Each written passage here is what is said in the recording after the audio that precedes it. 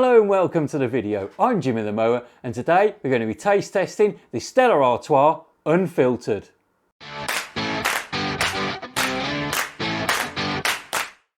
So as I'm sure you all know by now, I'm a great fan of a pint of beer, and the perfect draft system is one of my favourite ways to drink a pint.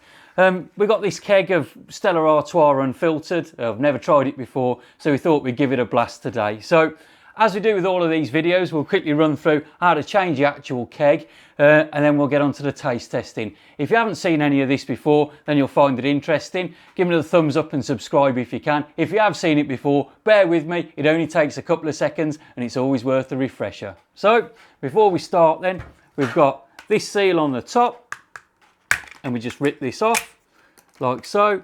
Take this off. That's that out the way, and that's that. That's our clean line. Now we can put that keg over there. We can open up our machine. If you're struggling for instructions at any time, there's always instructions on the inside of the doors and on the kegs as well. We take our existing keg out. When we do that, the machine stops straight away. The lights go off, it stops chilling, and it stops pumping the gas through. We then remove the tap. As easy as that. Put our old keg to one side, but remember, send them back because of the perfect draft system with Beerhawk. You get £5 return on each keg, so it's well worth sending them back. Unless you want to build a collection up like we've got at the side, but that's a different story. Right, next we remove the beer line. So we click that out of there like that and take the beer line out. The beer line again is scrap. We throw those away, we put a clean one in every time. However, if you do want to keep one spare just in case, give it a rinse through, put it in a drawer nice and safe somewhere as well. Now, talking of rinsing through, I'm going to take this over to the sink. I'm just going to rinse through this head over here. Beer handles come off. Going to rinse this out so this is clean inside here, and also flush it through so any little residue that's got in here can also be swilled out as well, and then we're nice and clean to put the new line and the new keg in. Right then, I've given the beer tap a thorough rinse through. It does pay you to sort of clean these properly, thoroughly with some sanitizer and stuff every so many weeks, depending on how much beer you're putting through, or if you're putting it away for a prolonged period, then clean it with sanitizer before you put it away. Now, opening the line, easy as. Well, I've said this before in many videos. When I first got it, I was so eager, we're cutting at it with scissors and pulling at it. There's actually a little tab there that says pull here. So you pull here and it opens and comes off. All right, so, and that's your line out. And then line into the thing is so easy. We just push it in through this end up here and it slides down. These two clip into place and that clips in like that. Now, we move on to the keg. Get it onto the keg. Now, I always moan about this, always moan. We've got Stella Artois written on the front of there, right? And you think that that's how you're going to like it. So when you open up your beer machine, you've got that on there, but it won't be. You've got to turn it sideways so this can fit in the middle. Now, this fits on, literally put it on top like that, and then we click it down. There you go, couple of clicks there, and it's on. That's solid, okay? So that's done, and that's on, and it's solid. That's in. We put this keg into the machine. So this little nozzle fits in at the back, and then we click it down and lock it in.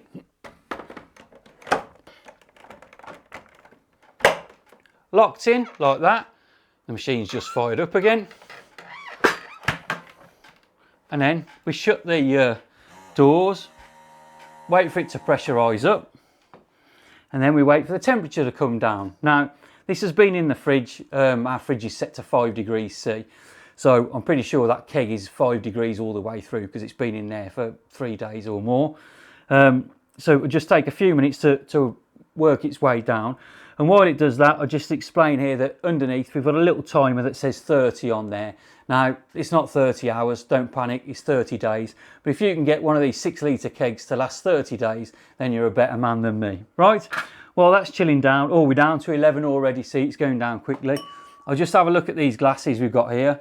Now, these are continental lager systems, okay? And when we're using continental lager systems, we have a continental pint. If we're here in the UK, this Stella glass is a pint glass. It is a pint of liquid to the top, right?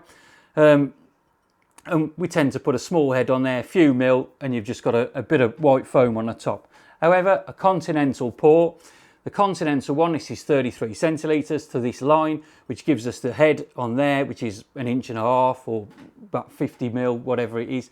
So it's a completely different pour to the way we'd usually get it in a pub. All right, but these are measured glasses, and I'm going to pop them in the freezer for a couple of moments just to chill them down. Oh, we're down to 9 degrees, so it won't be long. Just to chill them down again, and I'll get a knife just to scrape off the foam and get that professional look. Just give me 2 seconds, I'll be back in a jiffy. Right then folks, it's been about 15 minutes and we've got it down to 5 degrees C. Now, I'm a big fan of these perfect draft systems. I think they're a great thing to have at home, and the lager out of them is fantastic. My favourite's probably Jupiler, the Stella, Spartan, Lowenbrow. They are really good continental lagers and they're great from this machine. The one bugbear is this thing of chilling them down. It drives me crackers. We put the kegs in the fridge, we get them down to 5 degrees in there. I can put the fridge down to 4 or even 3 and I'll get it down. Put them into the machine and it's still 20 minutes, half an hour, maybe even longer if it's warmer to get it chilled. You are sort of in the need for having 2 machines really. If you're having people round, then you're going to get through a fair bit of drink. You need 2 machines, you need to chill them down, get them in there, get them like sort of chilled in the machine then again for a couple of hours before you start pouring, and have the other kegs in the fridge. And they've got to be in there because they're a big volume. They've got to be in there for 24 hours, probably 48 hours at least really before you put them on the machine. But anyway, we've got it down to 5 degrees C. I've chilled the glasses, you can see they're like frosted now. All I do with those, if anybody's interested, I run some water over the outside and then I pop them in the freezer, and it just gives me a nice little frosting on the outside, so they're nice and chilled. Basically, we'll just give it a pour now. Now I'm expecting it to be a bit lively. They normally are the first couple of pulls, but I've got a knife here, we can scrape the head off and see what we end up with. So if we pull that down to start with, that actually doesn't look so bad, to be honest. And we'll pull that up to there. Ah, well, it is yet. It's about, look, just over halfway. So we'll put that one to the side and we'll pull this one. Never a bad thing, is it, to have 2 glasses full? Never a bad thing. Right, we'll pull that.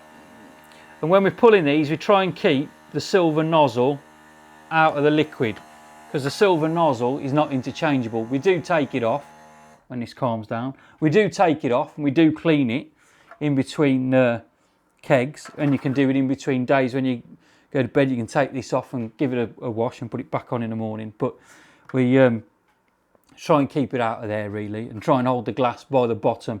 If you're ever in a pub, working in a pub, you know that the bottom half of the glass is yours and the top half of the glass is the customer's. So try and do it the proper way, hold it at the bottom. Right, so it's in there and settled out. Now, I know there's a big head on there, it needs topping up, but look at that. It's when they say unfiltered, they're not kidding, are they? If I was served that in a pub and I didn't know better, I'd be a little bit worried by that. But oh, it smells nice. It smells just like Stella, in fact. But yeah, that's it's not something we're used to seeing, is it really? Some cloudy beer. I have had sort of cloudy wheat beers and things like that over the years. I've never been a real fan. I think you tend to drink with your eyes, you know, and if you're out somewhere and you get a pint like this, you're not going to be best pleased. You want something crystal clear and sparkling. You hold it up to the light and it's nice and see-through. But hey-ho, this is how it is. And apparently it gives it a better taste. It's not quite as, I'm going to say not quite as refined. It's a little bit more authentic, shall we say. I think that's the word. Right, I'll try and put a little bit more in here. And we just take that top off. And I'll try this one as well. Now I'll have to get the metal in this one.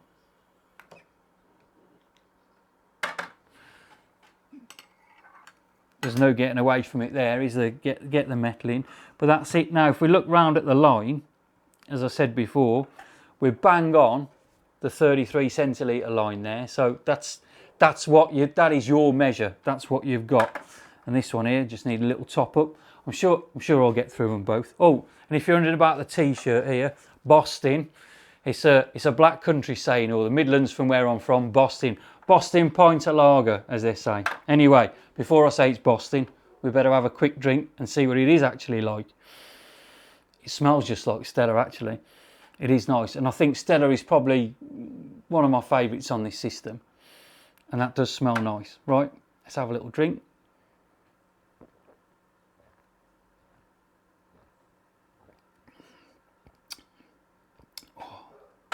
It does taste like Stella. It's not quite 5, you know, it's 5 degrees C there, but the glass is chilled, so it's a bit cooler. It tastes like Stella, but there's a little bit of a tang to it, a little bit more to it. Maybe that's because it's a little bit warmer than it should be, although with it being in a chilled glass, you'd think it'd take that off. But yeah, it's not as smooth as the normal Stella. It's not as smooth. There's slightly tangy taste as well.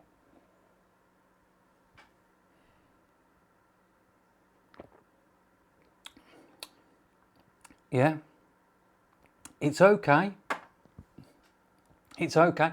I do like a bitter type drink, and that's, it has got a bitter taste to it. I'd say like almost like a grapefruity twang, if that, or tang, if that's got anything to it. Yeah, grapefruity tang, I should think. It's like you've got the sweetness, but it's a little bit bitter. And it's definitely tangy.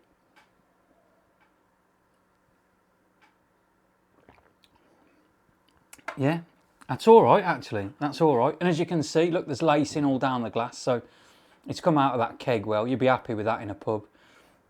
So it's come out of that keg well. There's lacing all down the glass.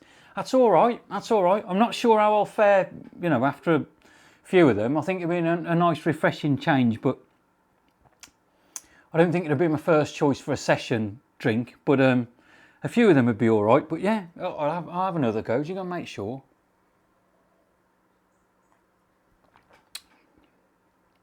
Yeah, definitely. As it's going down the glass, that tanginess is still there. Definitely a bit of a grapefruity flavour. I've got a few friends coming over, so when they come over, we'll have a bit of a conflab. We'll have a couple of these and see how we get on. But we've got some other stuff as well. So there's a Dupler over there. We've got the Innocent gun as well. So we'll be testing those in the next few days. So make sure you give me the thumbs up and subscribe, and hit the bell, and you'll get notified when each and every one of these videos comes out. But yeah, that's okay. I'm happy with that. It's not my favourite, but it's okay. It's okay. I'll battle on, as they say. I'll struggle through. But there you go. So thanks for watching, and if it's of interest to you, I'll put all the details down in the description below. You can have a look there at Beer Hawk, and if you've got anything nice to say, pop them in the comments section as well, if you can. Well, thanks for watching, and cheers. I'll drink to that one. I'm Jimmy the Mower. I'll catch you on the next one.